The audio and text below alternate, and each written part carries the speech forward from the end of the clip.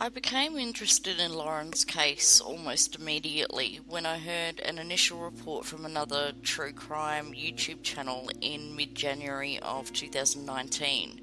I started reading any information I could find on the case, and the more I searched, the more shocked and suspicious I became at the lack of information out there on Lauren or her disappearance. How does someone in this day and age just vanish into thin air? Not only Lauren, but hundreds of other lost souls in the state of Texas. This lack of information that I wasn't finding seemed to fuel a fire inside of me, and I felt compelled to find out more.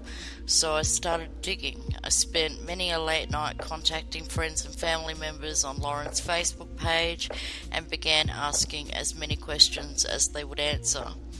Over the next year, I would find myself so deeply involved in this case that I sometimes felt as though I had a strong personal bond with Lauren, even though I never knew her or spoke to her. I'm beginning this series, Lauren Revisited, to give you the details and facts that I have learnt about Lauren Colvin Thompson and the people that she surrounded herself with in the months leading up to her disappearance near the small Rock Hill community just outside of Beckville, Texas. There will also be room at the end of each episode for some speculation on the case, although I'm intentionally leaving out highly speculative content so as to try and keep the case on track and on point as much as possible. My goal is to clear up some misinformation that has been spread and to hopefully expose some small tidbits that will jog someone's memory in a way that might provide law enforcement with what they need to help bring Lauren home.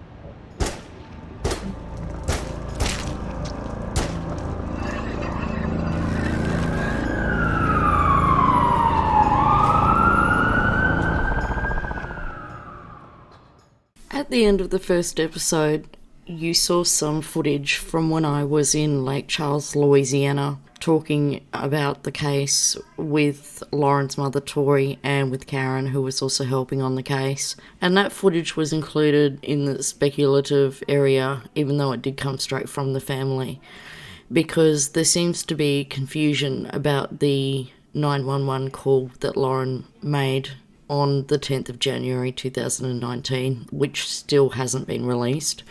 The Texas Rangers and law enforcement and the family have obviously listened to it. Upon listening at different times, it seems versions, I don't want to say change, but they seem to be different from what was previously heard on 3 different occasions. And so in this episode we'll discuss that. Also me talking to the FBI about it. And you know for a fact that he admitted that there were gunshots on the 911 call? He admitted that in the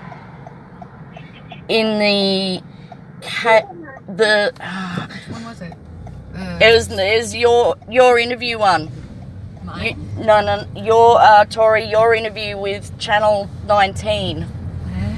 It was in that. Just 20 minutes later, Lauren made a frantic 911 call, claiming she was being chased and someone was shooting at her. I gotta go back and listen to that because guess what?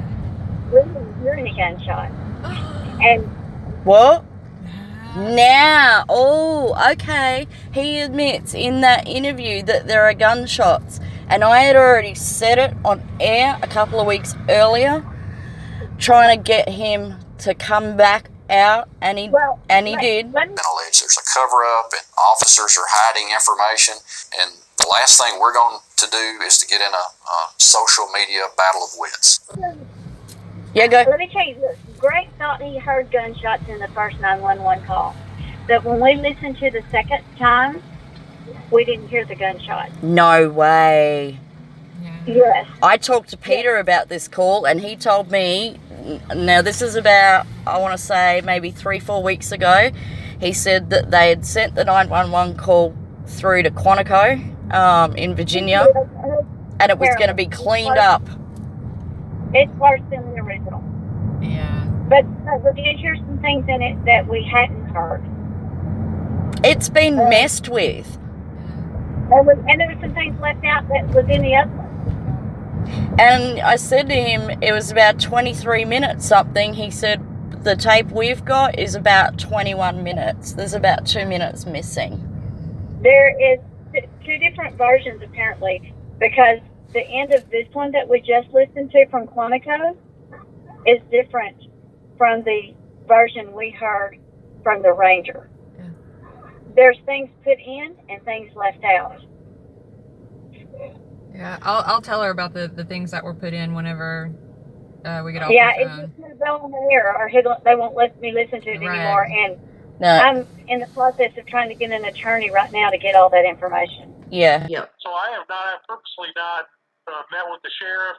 I've not talked to anybody there in Panola County. I go through Josh Jenkins, and Josh Jenkins has not mentioned anything to me about a 911 tape being denied. Matter of fact, we have a copy of it that we're trying to clean up. Yeah. And I got an email today. You know, I've been emailing this guy in Quantico, and I get a thing today, not saying it's done, saying, hey, we've got it. And so I exploded on the guy on email, like saying, yeah, I know you fucking had it for 2 months. Like you said about the deer bones, what did you say? It's like it comes back like $1.50 short or something. I was laughing about that. Yeah. That's what I said. So I exploded on the guy, and have not got a response back yet. I'm sure I'll have a scathing one Monday. Oh, But yeah. it's like, come on, you know? Yeah. It's you know, I know a missing person on their level is not high because they had, you know, they do counterterrorism, they do everything else there. Yeah. But do something. I mean, it's been two goddamn months. Yeah. You gotta do something. Yeah, I know there's a So, backup, but I mean, 2 hopefully that'll months. be resolved soon. Well, I know that the But Texas that's what I Rangers said. had a copy. I know that.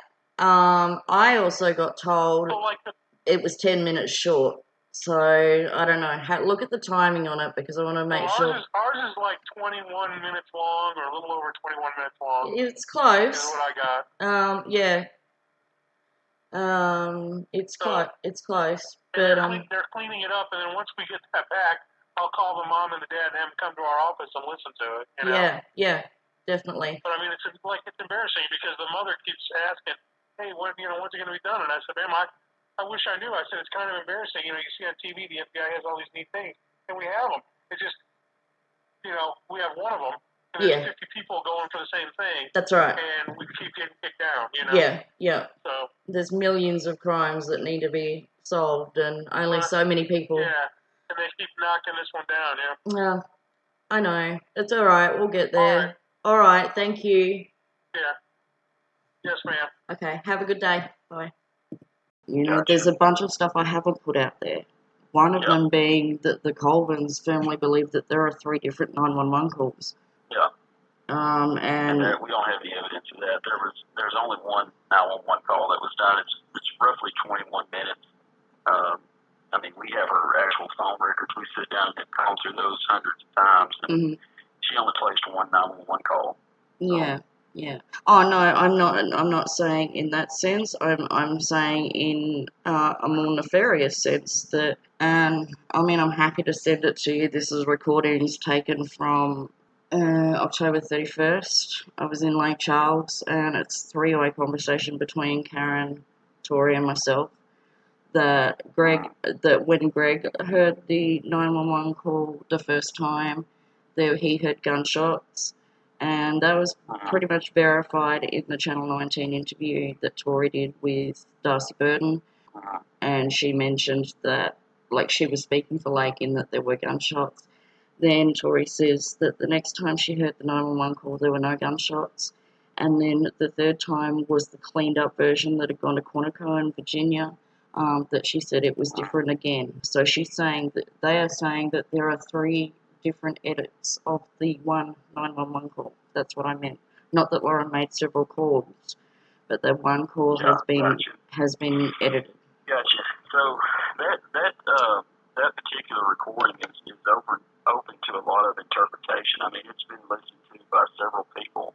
Panola County Sheriff's Office sent it off to an agency that kind of does forensic work for smaller agencies that don't have the capability to enhance audio or enhance video or anything like that. It's and you'll have to forgive me, I can't remember the name right off the top of my head, but it's a nationally recognized organization that assists law they sent that recording off and tried to have it digitally enhanced where they could kind of clean it up and listen to a little bit more of what's being said on it. I personally listened to it until I'm blue in the face. And, I have never heard any gunshots on that tape, even the original one. I have never heard any gunshots. Simply, I didn't know Lauren.